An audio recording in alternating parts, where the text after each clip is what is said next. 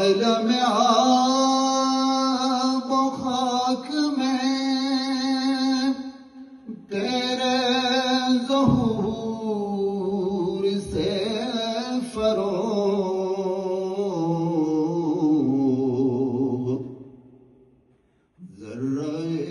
Australia کے شہر Melbourne میں شہر مشرق اور پاکستان کے قومی شاعر ڈاکٹر علامہ محمد اقبال کے یوم پیدائش کی مناسبت سے ان کی تعلیمات اور فلسفہ خودی کے عنوان سے تقریب کا انعقاد کیا گیا۔ مفکر پاکستان ڈاکٹر علامہ محمد اقبال کے فلسفہ خودی کو سمجھنے اور دور حاضر میں ان کی تعلیمات کو اجاگر کرنے کے لیے میلبرن میں ہونے والی تقریب میں کینیڈا سے آئے اقبالیات کے ماہر ڈاکٹر تقی آبدی نے کہا کہ موجودہ دور میں جب انسانیت اور اخلاقیات کا جنازہ نکل چکا ہے، دنیا بھر میں جنگ و جدل، قتل و غارت کا دورہ ہے، ایسے میں انسان اور انسانیت کی بقا کے لیے یہ ضروری ہے کہ علامہ اقبال کے اس آفاقی پیغام کو عام کیا جائے اور اس پر